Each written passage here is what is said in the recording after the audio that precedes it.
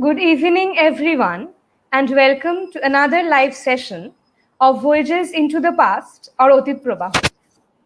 Today, we are extremely honored to have with us Professor Vishnu Dutt, Professor of Theatre and Performance Studies in the School of Art and Aesthetics in Jawaharlal Nehru University, New Delhi. Her areas of interest include politics and theatre, feminist reading of Indian theatre, and contemporary performance practices and popular culture. Some of her recent publications include Engendering Performance, Indian Women Performers in Search of an Identity, Gendered Citizenship, Performance and Manifestation, Protesting Violence, Feminist Performance Activism in Contemporary India, among others. She has also led a number of international projects in collaboration with University of Warwick, Freie Universität, Berlin, and University of Cologne. Currently the Vice President of International Federation of Theatre Research, Professor Dutt has been involved in active theatre in Kolkata since the 1960s with the Little Theatre Group, which is now known as People's Little Theatre. Today, she is here to discuss about the topic, popular theatre, popular histories, theatrical experiences of activism and assertion in the 1960s. So without further ado, over to you, ma'am. Thank you, Riti, very much. And, I don't need to say how delighted I am to be here at the invitation of Voyage into the Past, Otit Prabha. Presidency is my college, history department is my department. So today, it's very nostalgic and I'm absolutely, I'm very happy to be here. Thank you for inviting me. And what I'll talk about is a work in progress. It's a chapter in my book, and any feedback, questions would be highly appreciated. I'll just change over to the screen.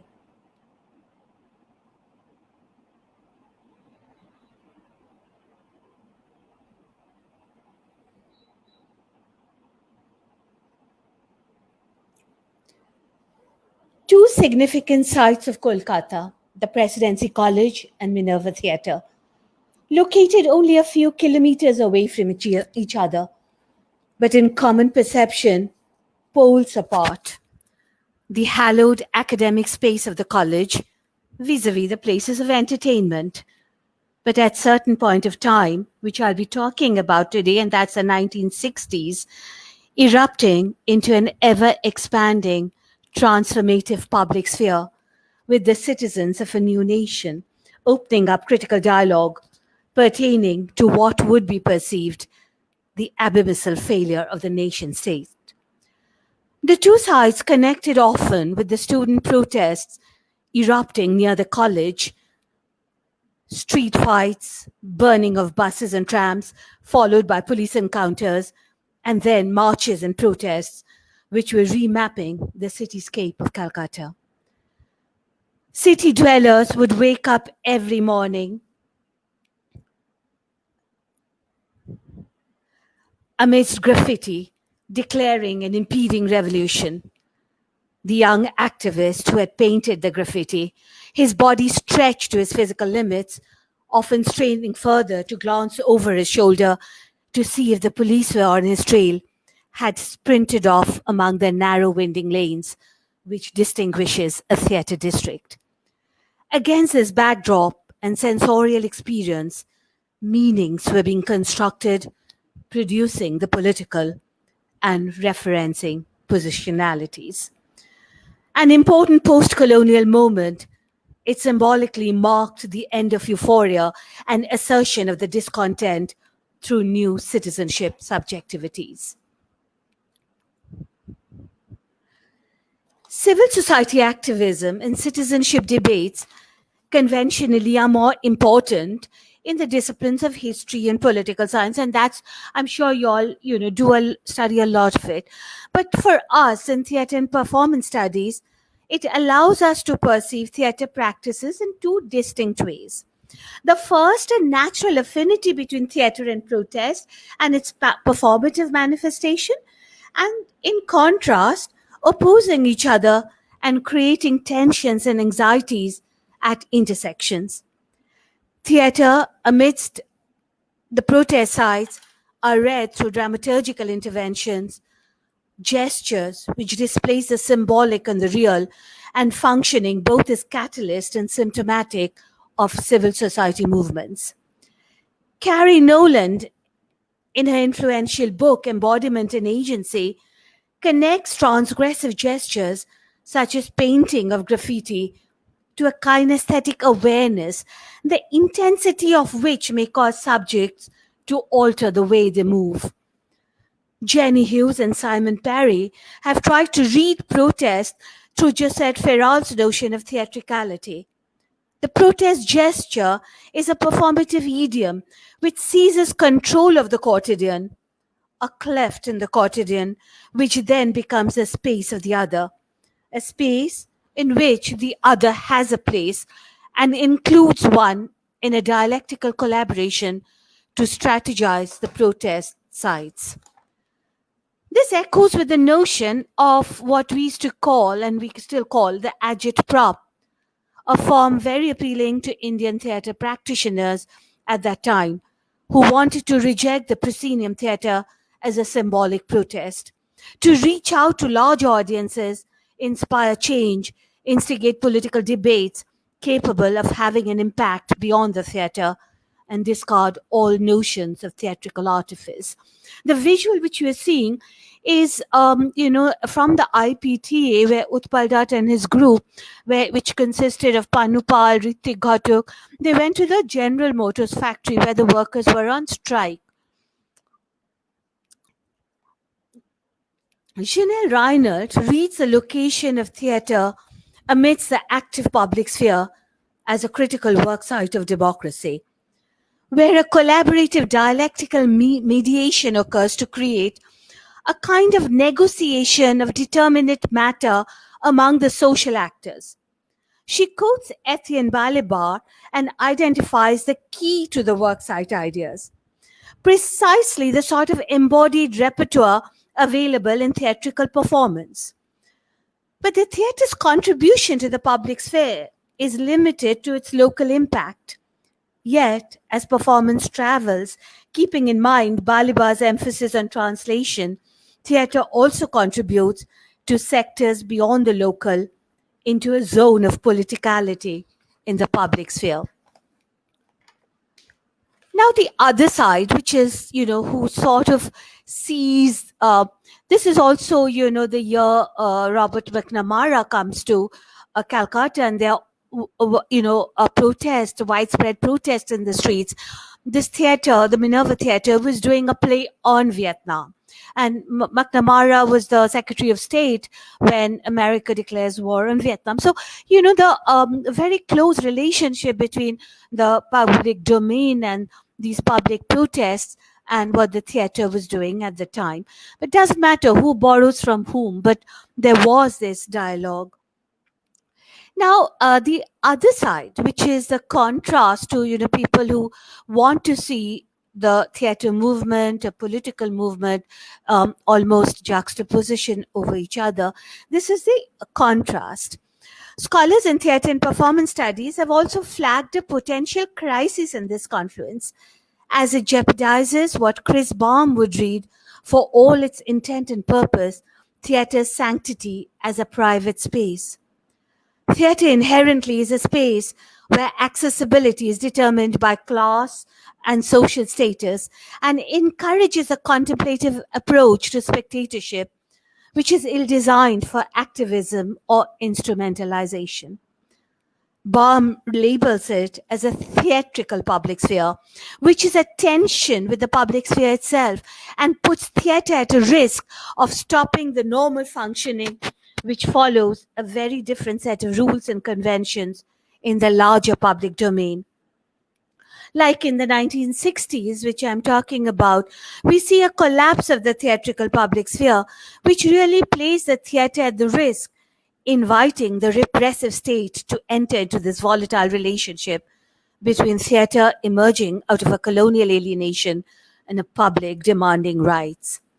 It created a public sphere which Deepesh Chakrabarti would read as an exceptional moment which opens up possibilities that the field of politics, interspersed with a political culture, is constitutively not singular. It is replete with ingenuous interventions, very typical of the historical moment and time. The sites of dialogues which opened up in the 1960s were undoubtedly critical in terms of the post-colonial theatre, engaging with key debates of the time pertaining to the question of decolonization, democracy, and the social and civic citizenship. As I've mentioned in my abstract, it was a larger historical impulse and a day-to-day experience of the impeding failure of the Indian nation state, which created this very, very invaluable dialogue. Ranajit Guha, in his famous formulation, which would spark off the subaltern studies, would read it as the failure of the Indian bourgeoisie to achieve hegemony and elicit the consent of the large masses of people, and that dominance was to be built on coercion. If theatre could be an active participant, then maybe, as Guha would propose, construct the concept of historicality that would recall the past in the phenomenology of everyday lives. In a mode of self-criticality, he writes that methods of the historian are inadequate for this purpose, and that one should turn to the poet and the fiction writer to learn how to represent the language, the lived presence of historicality in the everyday practice. Theatre would possibly be one of his biggest allies. The two case studies from theatre which I intend to discuss are Girish Karnad's Tughlaq, the National School of Drama production, directed by Ibrahim Al-Qazi in 1967, and Kallol, written and directed by Utpal Dutt at the Minerva Theatre in 1964. While the latter, Kallol, seems apparently an apt case study, which follows easily from the introduction, the other, in contrast, is at the other end of the spectrum, which I'm going to argue, belongs to that theatrical public sphere, which in post-independent India could be the institutional spaces. It is a classic example of the state sponsoring a post-independent theatre with actors to be trained and nurtured as citizen artists by the dynamic director of the National School of Drama, Ibrahim Al-Qazi. Yet I argue that these are binaries which are set up to create genealogical lineages to marginalize the political theatre, vis-a-vis what is being seen as the modern Indian theatre, which explores and experiments with so-called indigenous cultural resources to catch their rhythms or gestural idioms, occasionally formal conventions devised to convey a modern sensibility at work and create the Indian theatre forms. Shamik Bandyopadhyay, however, does find some similarities between Utpal Dutt and Al-Qazi, but also the obvious differences. Dutt and Al-Qazi followed the same trajectory, beginning with Shakespeare and English language theatre, catering to a small elite audience in the big cities alone, moving to European classics and contemporary plays. Temperamentally and ideologically quite different, both of them explored the potential of state space in a manner that remains unemulated. While Al-Qazi went on to Delhi Purana Quila for theatre, Dutt changed the look of his proscenium space in infinite variations, with rostra, levels, screens, revolving discs used unconventionally, as well as forms and structures used on stage. But I would explore beyond, this similarity, which is sort of restricted to initial career trajectories or experiments in space and scenography. I think the similarities are more, even in terms of the idealism. The elite background, possibly, of both of them and the high culture capital, in a way, allows them to commit to theatre, which in this period was not seen as a means of earning money or becoming stars, despite their professional skills and talents. Their commitment to theatre came with a willingness to engage with a democratic criticality, a consistent negotiation with the social and political forces at play in a fast changing political scene, which would allow independent Indian theatre to create its rationale and inspiration. Therefore, we may even, from an ideological position, regard them as what Nicholas Ridout would say, passionate amateurs, who resisted from letting their theatre lapse into a culture industry to retain its autonomous role in society. It allowed both of them to challenge the economic logic and aesthetic compulsion in creating what would be a piece of work reflecting its use value, which retained the artist's direct engagement with his work of art, in this case, the theatre they produce. The National School of Drama was possibly the only institution set up for drama and theatre in post-independent India. Classical dance and music, folk arts were prioritized in favor what was seen as a colonial import, but also theatre's growing political agonism towards the state. Al-Qazi, through establishing a training method and curriculum based on the Royal Academy of Dramatic Arts of the United Kingdom, and what he envisaged as the future need of an Indian post-colonial modernity, oriented the drama school towards creating spectacular productions. But I asked the vital question as I introduced one of his landmark productions. How does Tughlaq, funded by a state institution, valorize either the nation or its leaders, except in a very sharply critical mode? Adapting the text of Girish Karnad for the spectacle at Purana Quila and later Firozshah Kotla, the play is about dystopia. And for Indian audiences, this allegory of using the Sultanate or Islamic monarchy to critique present dispensation of power was nothing new. Tughlaq follows the story of the Sultan Muhammad bin Tughlaq, an irresponsible ruler on the verge of madness and pursuit of self-aggrandizement. He is intent on compromising and destroying his own kingdom. Tughlaq monopolizes power in his own hand, manipulates the people and all possible voices of dissent, and systematically erodes all the principles of liberalism, religious toleration, and pro-people policies, which could be read as republicanism. The rebellious Sufi saint is blinded and discredited in front of his people and followers, and all opponents murdered and killed. Girish Karnad's landmark play, coming from his own perception of histories of tyrant within a larger universal narrative, has enough local flavors to indicate its contemporary allegorical references. It echoes with Guha's strong critique of the Nehruvian failures, to the extent that for the first 17 years of its existence, when Jawaharlal Nehru, an arch-liberal, was the principal architect of its official policies, the perversion of Indian democracy must be regarded as his own handiwork done at the behest of the ruling classes. To the extent that these classes had semi-feudal and big business interests to defend and promote his liberalism, far from being authentic, was reduced to an empty rhetoric. Al-Qazi took the production out of the institutional spaces of the studio theatres and open-air sites into the historical Purana Quila.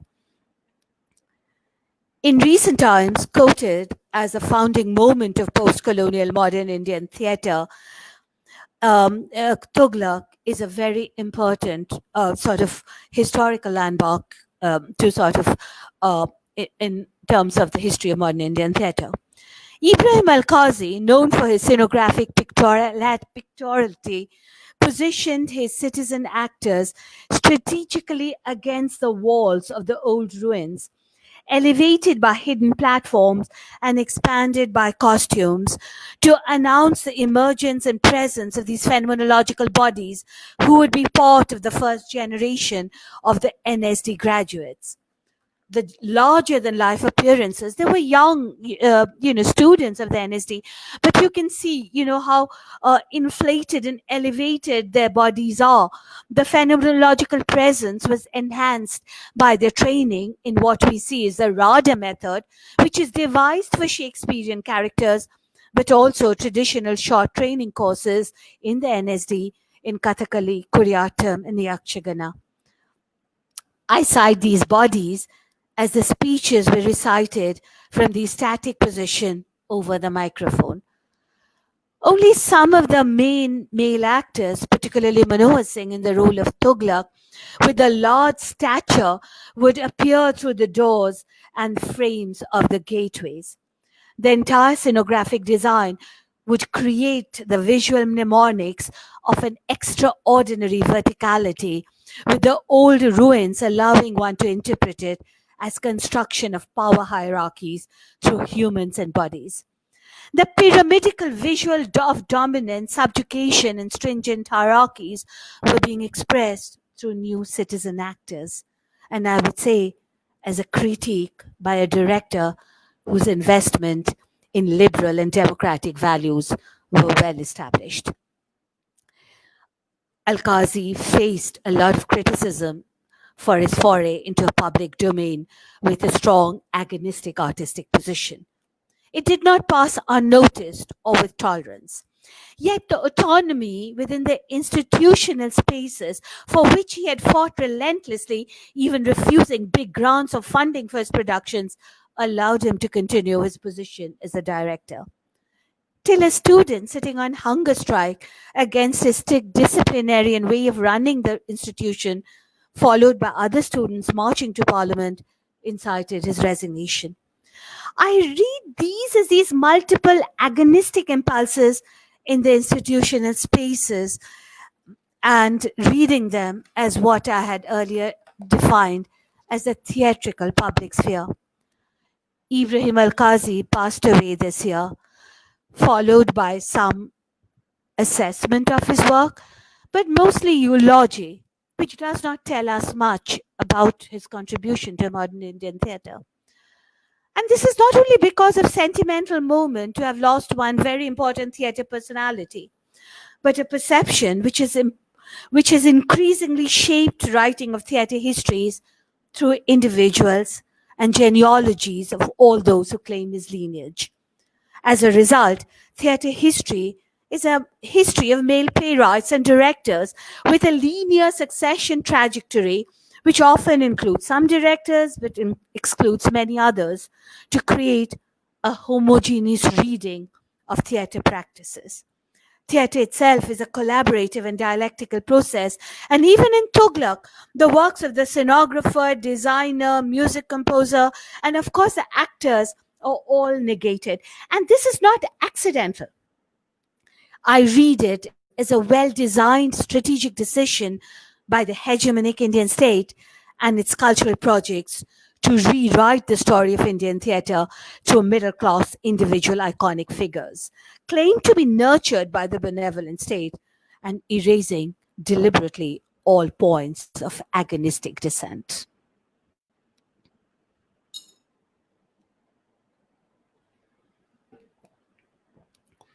While I return to the streets of Calcutta, a popular play in terms of audience, I would like to attempt a methodological approach, which then allows me to write an important theatre history, not through authors or individuals, but actually offering perspectives such as what I've suggested, the active civil society, public sphere, and a theatre event. This is also the classic example of a theatrical event and a political event which are dialectically juxtaposed on each other, plunging the theatrical public sphere to a verge of crises. Kallol was a play written and staged in 1964 on the mutiny of the Royal Indian Navy of 1946. One of the important insurgencies, along with Quit India movement, militant nationalism, the INA, widespread strikes of workers and peasants, which created an upsurge against British imperialism, and what Ranajit Guha would write as a people's movement. Kallol is based on a similar conviction. Guha writes, most ominously perhaps in the mutiny of the Indian ratings of the Royal Indian Navy and spreading disaffection among the Indian ranks in the army and police forces. Faced thus with the prospect of an armed anti-imperialist upsurge, the British government decided to defuse the charge by decolonizing, which in the Indian context was nothing but a preemptive strike against what could have exploded as a full-scale liberation war, the size of a vast subcontinent. Dutt resonates. It is therefore our task to reaffirm the violent history of India, to reaffirm the martial tradition of its people, to recount again and again the heroic tales of armed rebels and martyrs. It is our duty to expose the colossal hoax of non-violent resistance as a consistent collaboration with British imperialists, whether it be the scuttling of mass resistance by calling it off after Chauri Chaura or sitting down to sign a pact with Irwin when the revolutionary masses were facing British machine guns. It is trying to cut the masses off from the revolutionary past and leave the militants of today rootless.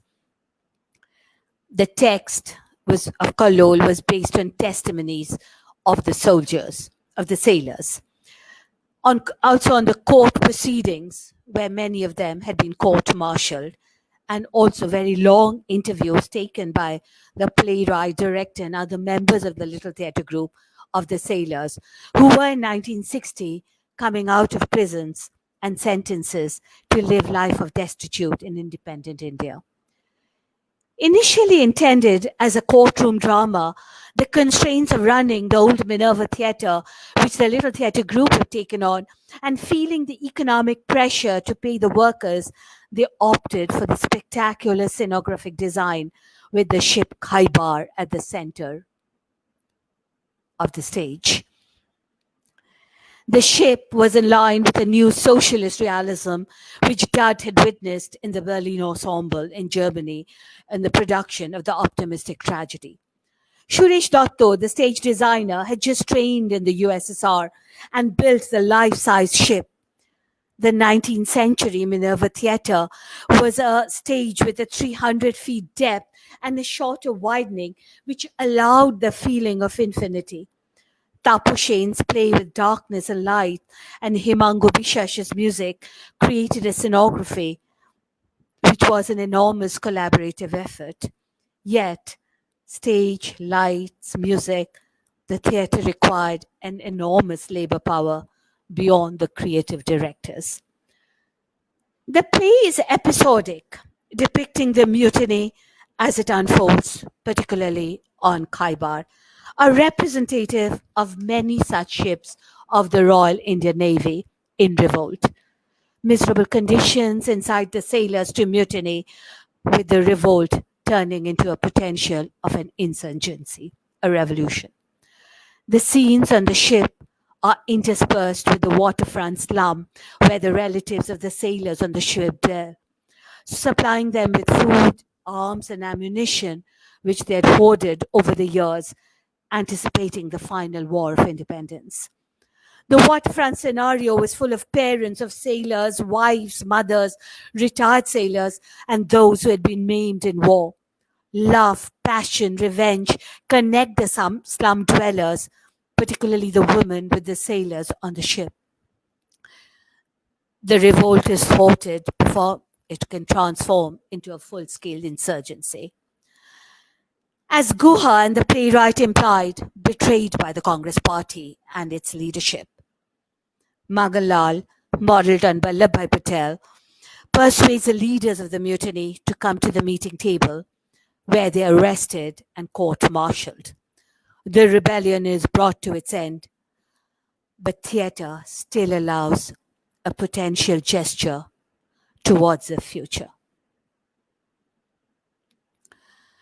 Ensemble acting was another point of collaboration, and the main roles, Shobha Sen as Krishna Bai, Geeta Sen as Lakshmi Bai, Shekhar Chatterjee as Shardul Singh, Utpal Dutt as Admiral Rattray, were continuously overshadowed by the large movement of the crowd on the shore, the group of sailors on the deck, and the ramp running through the audience.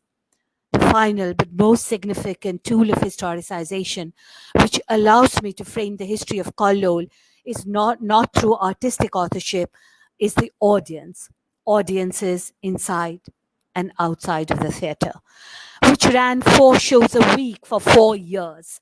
It becomes what in theatre history Thomas Postlethwaite reads as an event. Given the strong political content, the media houses stopped advertising for Kallol, but handwritten playbills appeared all over the city.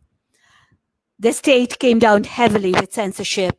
Utpal Dutt was arrested under the Draconian Preventive Detention Act and charged with sedition. Young political activists came to Bidden Street daily after their colleges to protect the theatre. The final scene, the last dying war cry, the Internationale, would echo in the auditorium, and the cue picked up on the streets, and what political theatre aspires for but rarely happens, a political event and a theatrical event gets juxtaposed. The author or person who I've not mentioned in this analysis, Utpal Dutt, the director, playwright, and actor, I know would have liked me to interpret it this way. And the scene which you are seeing in the deck is a famous, what is said, the victory celebration at Maidan after Dutt and a lot of the communist leaders were released from prison. There was this, victory celebration at the brigade where the ship was built and where the political meeting first happened, and then scenes from Kallol were enacted.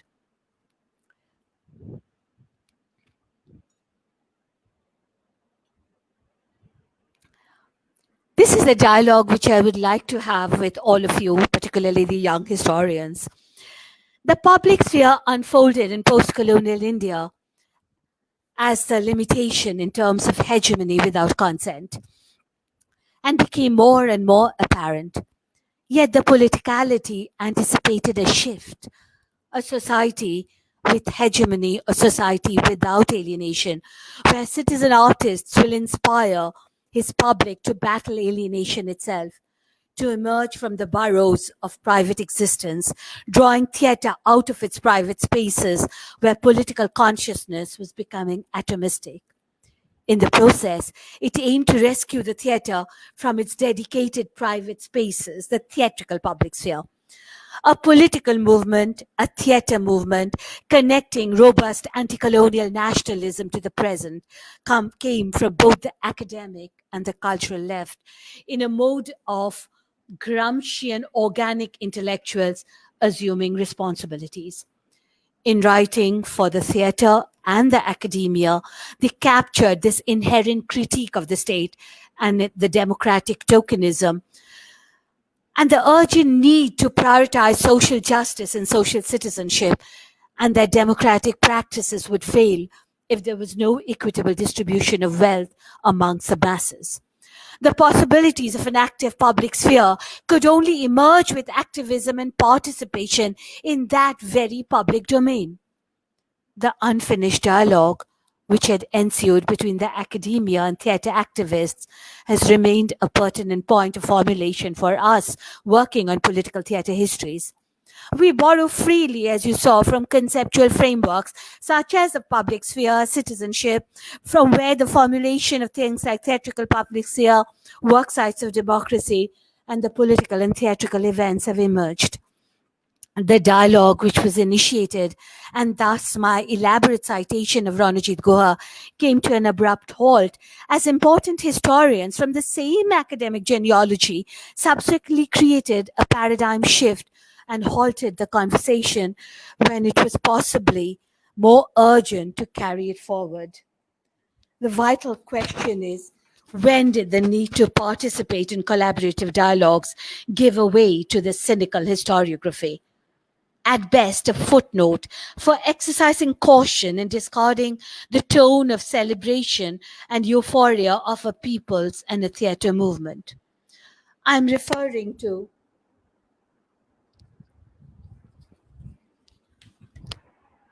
Partha Chatterjee's Lineages of Political Society, where Chatterjee argues that post-colonial societies are inherently divided, between what he called civil society and political society.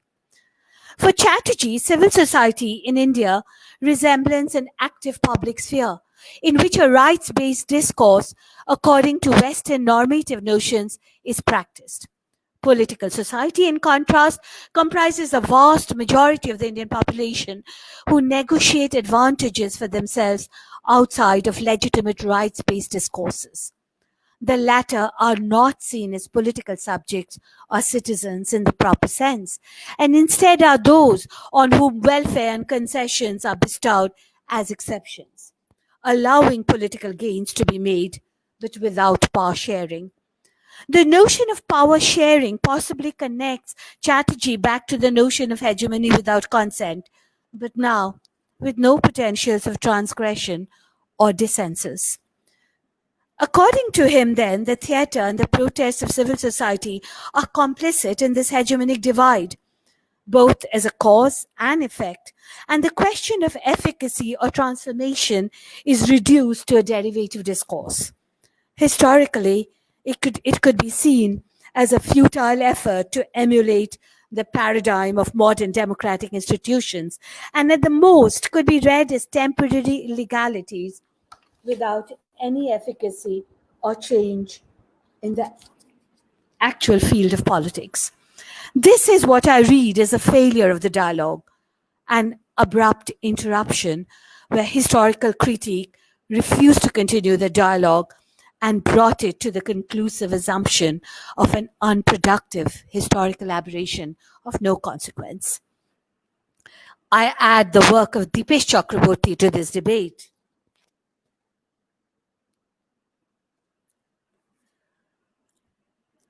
Where the interruption of the conversation becomes a form of dismissal or marginalization.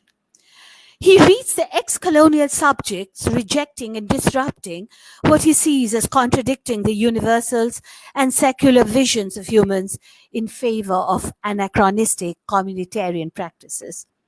Chakrabarty's argument undermines the role of any cultural practices which seeks out a mass contact from this perspective of modern institutions. The paradigm shift he offers into communitarian practices, he argues, is the notion that human is ontologically singular, that gods and spirits are social facts, and the social exists prior to them. As a historian, he not only complicates the social, but is asserting that the social, in the sense of religious practices or belief systems, exists prior to any cultural choices. And the cultural habits are those which reflect religious beliefs as dominant. The idea that performance can be reflective, but also a catalyst for change and challenging norms is not considered. Here, performance culture is entirely reflective of the socio-religious practices, an overwhelming entity that dictates all cultural habits, the habitus. What Dipesh Chakraborty fails to see in his communitarian valorization and its cultural practices is the adoption of an exclusive ethnographic approach to culture, resulting in a refusal to include cultural events like the theatre, which, like all modern institutions, require a historical perspective.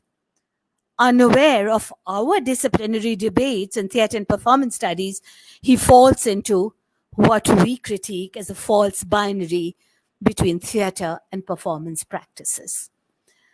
The worker who produced certain points of friction with teleology of capital, I quote from Dipesh, also sang songs of protest, identified with the actor over the agonies of life, and went to see plays about revolution. Dutt writes about one of these transformative moments of theatre. I have watched the responses of the proletarian audiences to these patriotic battles of the past. In the villages, the working masses often burst into slogans against their present-day enemy as they watch their ancestors singing their ways to the gallows. What I critique is the methodological approach of both Partha Chatterjee and Dipesh Chakraborty. and the many critical features, discarding the critical features of a historical perspective. And I argue that as a result, the scholarship on cultural histories and performance ethnographies heralded in a violent mode of exclusion and marginalization. In this context, it is important, I argue, to critically understand the subject position of the scholars and to question the methodological frames constructed to engage with performance. What could have been the bridge, and what I propose is an inclusive historical perspective or historical cultural memories of the performances and the audiences that are sources or archives of oral histories. Chakravarti's jute mill workers not only expressed cultural practices of their worldview, but also could have told him of historical memories of the theatre or the performances at the dedicated sites they visited. And whether the socialist imagination based on equitable distribution of wealth, like the plays tried to propagate, and created the affect, made them visit the jatra or the theatre again and again. Ignoring these points of intersection created the need to view performance and theatre practices as separate, which reinforced simplified binaries of theatre and performance within the local academic context. As a final note, I would like to offer a critical urgency to review these debates in light of the growing right-wing hypercultural nationalism and the coming to power of the Hindu right, which refuses to acknowledge the sheer violence and aggression of its own majoritarianism. It's time to be cautious of anti-secularist communitarianism, which often valorizes sources of traditional knowledge and religious wisdom on the grounds of the implicit plurality, without adequately confronting their hierarchies, exclusion, and modes of symbolic violence that determine the semblance of plurality in the first place. I insert this contemporary debate into this argument out of an urgent need to adopt the self-reflexive criticality in revisiting those histories and discourses of post-independence India. The task of writing inclusive histories, keeping in mind the multiplicity of identities and performance practices, or even indicating a move towards this, is a much-needed critical gesture of the hour. When civil society activism is resurfacing in all its manifestations, it is desperately important that the history of democratic carnivalesque cultures, both in the civil society and political society, where theatre and performance practices existed beside each other in various forms and manifestations, in fact challenging any binary division between theatre and performances, be retrieved. Thank you.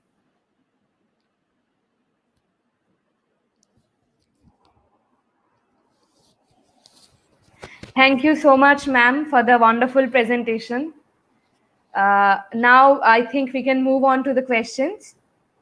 So our first question is from Sukhdev Sohal. He asks, how the playwrights and artists of the 1960s echoing dystopia would have reacted to reappearance of dystopia in modern times without Nehru. I was, talking about dystopia mainly in terms of Tughlaq and, how they presented it. And I would say within that dystopia, there was a self-criticality. It wasn't a complete sort of breakdown of any sort of the future.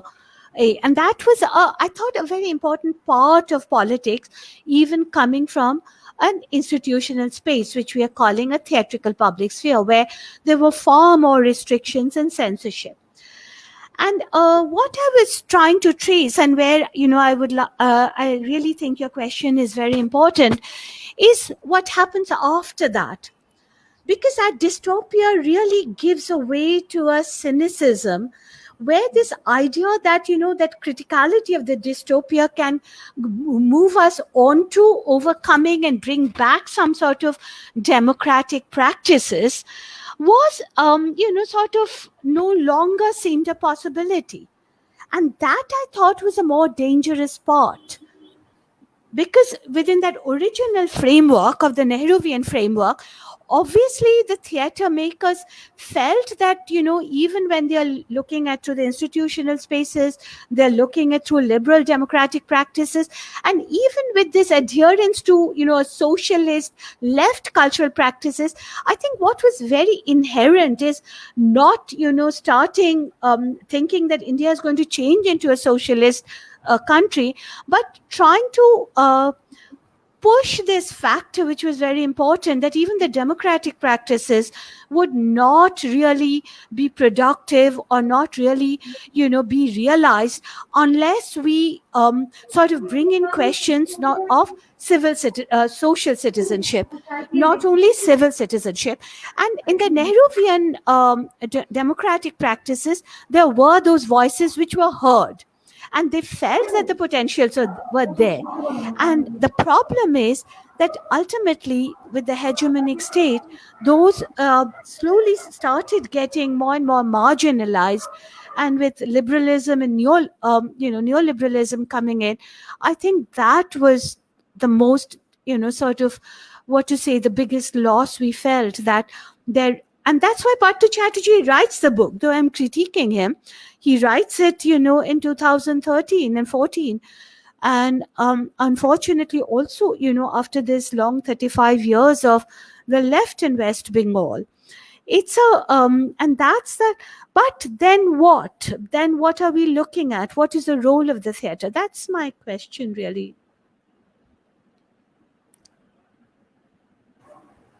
Okay, so the next question, Shombit Roy Chaudhary asks, can popular theatre survive when the rightward offensive is increasing at an alarming rate? It has to, right? It has to. And I think it is making a, very powerful comeback. We've been seeing a lot of civil society protests and performances happening there from 2011 with the walk and, with Shaheen Bagh and all these other sites. And actually performers in those sites, who are performing, and how popular theatre is reviving in many ways.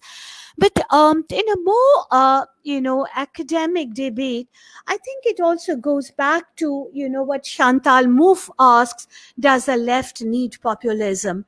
And she says, yes, it does. And she goes on to this, now globally as well as in India, the right wing is also sort of mobilizing these, huge mass congregations. And I think, Shambit, what is very important, is how do then we look at our sites of protest and the agitprop. And what I can offer from our discipline, works of Tony Fisher and Janelle Reinhold, who looks at these, and even we look at it in our gendered citizenship, is in the mass congregations of right-wing populism, it is an effort to bring a consensus. You have to agree. When they raise their arms and say, Jai Bharat Mata Ki Jai, everybody has to put up the arms. But that is very alienating, because everybody doesn't belong to that upper class Hindu, Brahminical male society. It is very alienating. Now, when we are talking about agitprop or more progressive, congregations, what we are looking at is really creating dissensus. And I'm using Rassia's term, not the consensus which is bound to fall apart, which is bound to collapse. Because in a country like India, with its plurality, diversity, heterogeneity, there can be no consensus. There's never been. But dissensus is something which is that, that moment of agonism, as Chantal Mouffe would say. And I think that's where, popular progressive theatre is located. And I think that's very important.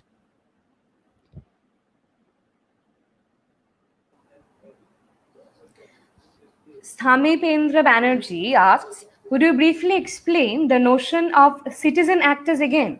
Would you say that the new citizen actors were engaging with or critiquing an emergent public sphere just after independence? Do you see this shift in the acting techniques of Al-Qazi's training system?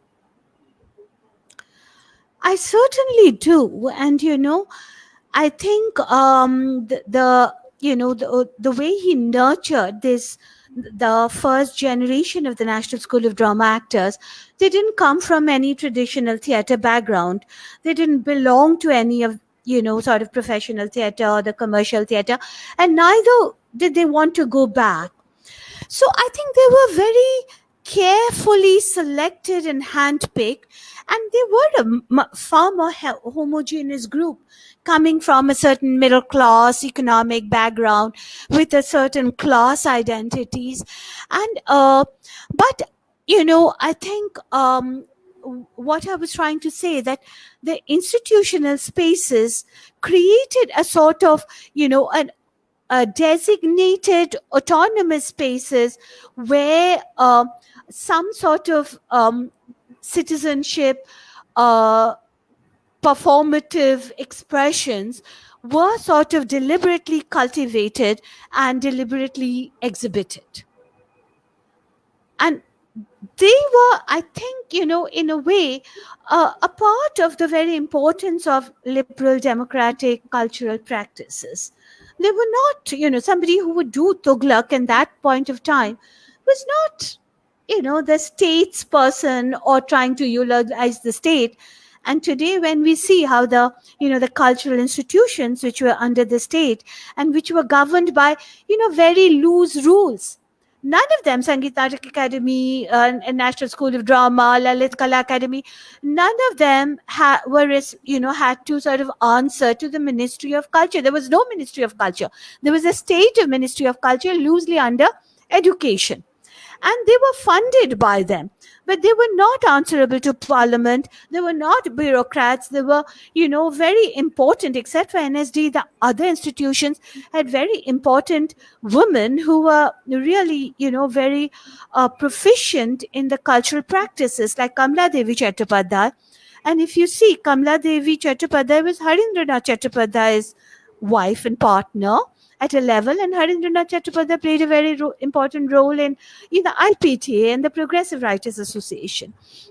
And they were, set up to nurture the organizations in a way. But the anomalies are how the state, when the state is becoming more repressive, more populist, these also then becomes instrumentalized and becomes sort of cultural agencies who then caters for the state.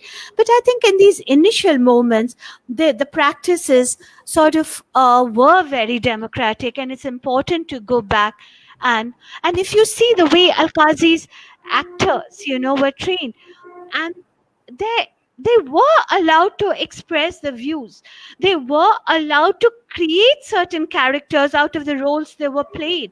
So in this characterization, which is based loosely on the Rada, on Stanislavski, there is a sort of the designated agency of the actors, and these are actors who were experimenting within the space and given a lot of space and liberty to really cultivate those. Okay, ma'am. Thank you, Miss. I think this was the last question. So thank you, ma'am, so much for giving us your valuable time and enlightening us about the culture of theater and the culture of protest in 1960s. Thank you so much, Miss. Thank you. Thank it was you. a pleasure. And thank you very much, Voyages of the Past, for having me today. Okay, ma'am. Thank you. Big thank you to all our audience for attending this lecture. We have an upcoming lecture on 27th September by Professor Amit De on Sufism. So please try to attend and keep supporting us. Thank you so much.